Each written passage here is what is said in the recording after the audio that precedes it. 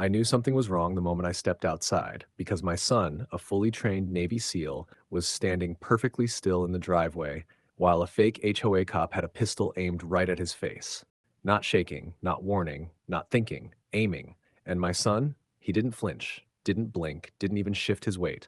He just looked at the man like he was already done. I froze halfway down the porch steps, heartbeat thundering in my ears, the late afternoon sun catching on the barrel pointed at my son's forehead. The fake cop barked, "On your knees, now! You're in violation of community security code." My son cut him off quietly.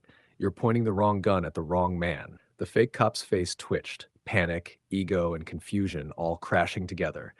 Before we dive in, comment which country you're watching from. Let's see how far this story travels. It started 3 days earlier. A brand new HOA president, Cynthia Marsh, had recently taken over our neighborhood, a woman who believed authority should be loud, petty, and backed by fear. She hired a private enforcement officer, a man named Brent Cooper, who had the body language of a mall cop and the ego of a man who watched too many tactical YouTube videos. His vest said HOA cop, but his attitude said wannabe cop who finally found a costume that made him feel tall. He started small, a warning for my mailbox being non-uniform, a citation for my truck being too rugged for a suburban street, another warning for my hydrangeas growing past acceptable symmetry. Ridiculous, but whatever. I tossed the papers. The next day, my son came home on leave, not in uniform, just in jeans and a t-shirt, looking exhausted and ready for peace. He'd been deployed for 9 months. All he wanted was coffee and sleep, but Brent didn't like him. Not the build, not the quiet confidence, and especially not the fact that my son parked his motorcycle in our driveway, something Brent insisted was an HOA violation. My son only said 4 words, "Talk to my father," but Brent wasn't used to anyone telling him no. Power had rot in it, and he'd been drinking it too fast. On the second day, he showed up to inspect our backyard gate. No warning, no knock. Just walked right in. He tried to give my son a citation. My son simply said, "This is private property. Step back out." Brent didn't like that either. His face went red.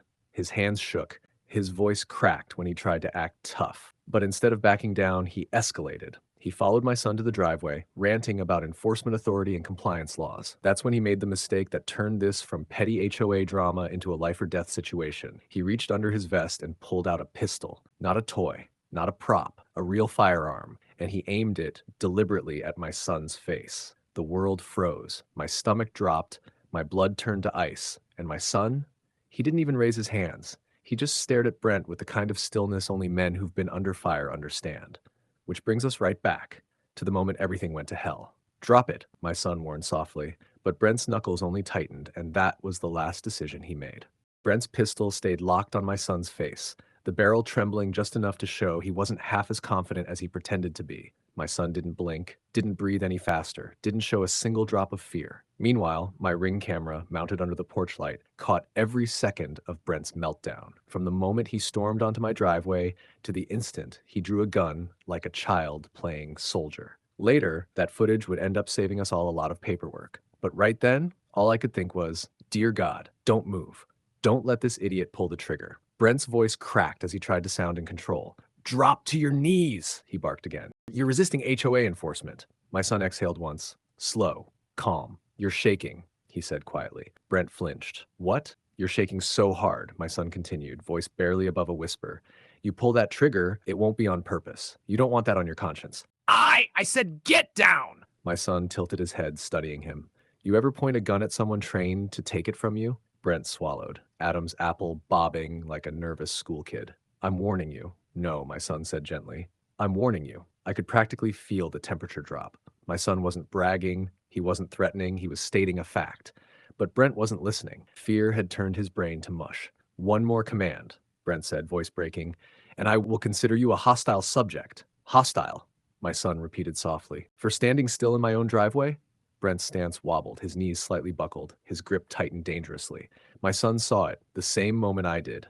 The moment a scared man becomes a stupid man. I whispered, "Son, don't." But my son lifted one hand slowly, palm outward, to calm me. "Dad," he said without looking away, "just keep breathing." Then he spoke to Brent, voice like stone. "Lower the weapon. Last warning." But Brent's pride wouldn't let him. He jabbed the pistol forward a few inches like a child lunging with a stick. I said, "Drop," and that's when he noticed it. The tiny blue glow from the Ring doorbell. Recording. documenting, capturing everything in crystal clarity. Brent's face drained white. Is that camera on? He asked, voice tiny. My son nodded. It's been on. Brent's breathing turned frantic. Oh God, oh God, no, no, no. I didn't mean, I'm just enforcing. He backed up one step, panic spiraling. I stepped off the porch slowly. My son lifted a hand, still calm, still steady. Dad, stay back. Brent's eyes darted between us. His gun wavered. His breath hitched. He was unraveling. I'm in charge here. Brent snapped desperately. I'm the authority. You're a trespasser pointing a gun at a Navy SEAL, my son said, voice low, and you're running out of bad decisions. Then Brent made the worst decision of his life. He lunged forward, fast, sloppy, panicked, hand reaching for my son's collar like he thought he could force him down. My son didn't step back, didn't dodge, he simply moved. One quick twist, one sharp pivot, one clean strike, and suddenly the gun wasn't in Brent's hand anymore. It was in my son's hand, and Brent was stumbling backward, eyes wide, realizing what had just happened. He backed into the gravel, palms raised, voice trembling. Wait, wait, we can talk. Just don't shoot. But the damage was already done, because now my son had the weapon, and Brent finally understood who he'd threatened. If you're enjoying this HOA story so far, like and subscribe, because the story is only going to get better.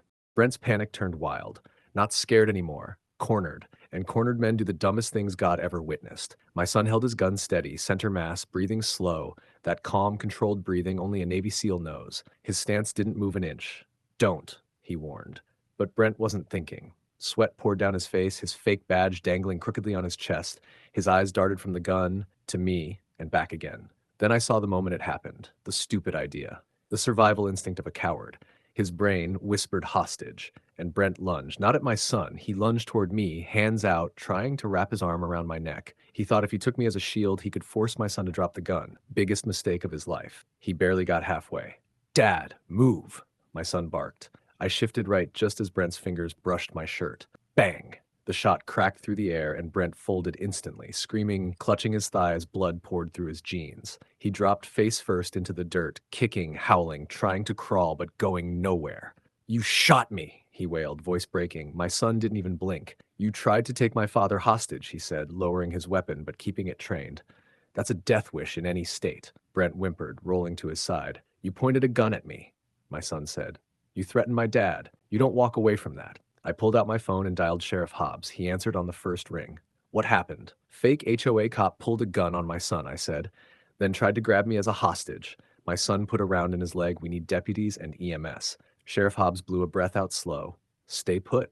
We'll be there in 5. And he was. 5 minutes later, sirens cut through the quiet fields. Dust kicked up along the long gravel road as 2 cruisers rolled in. Sheriff Hobbs stepped out first, tall, broad, steady, hand resting on his belt like he already knew the whole story. He walked straight to Brent, who was still crying into the dirt. Well, Hobbs murmured, looks like somebody finally met the wrong Navy SEAL. My son lowered his weapon and set it on the porch rail. Hobbs inspected the wound. Through and through, he said.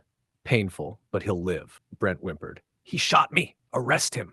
Hobbs raised an eyebrow. You threatened a man's father, pulled a gun on a SEAL, and tried to take a hostage. Son, you're lucky you ain't in a body bag. While medics treated Brent, Hobbs turned to me. Anything happened before this? That's when we told him everything. The harassment, the fake badge, the threats, and the truth none of us expected. Cynthia Hargrove sent him.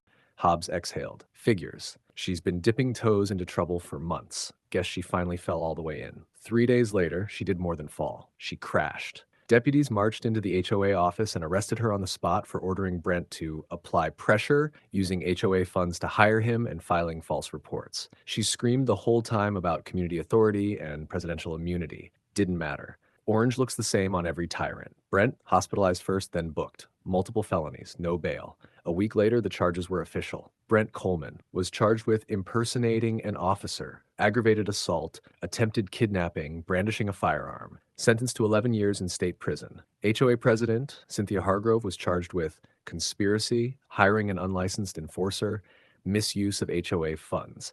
Sentenced to 4 years plus $19,000 restitution. And as for my son, he got a handshake from the sheriff and a quiet, good shot. That night, my son stood beside me on the porch, hands in his pockets, staring at the quiet road. You all right? He asked. I nodded. You? He smirked. Yeah, he should be grateful I aimed for his leg. I laughed under my breath.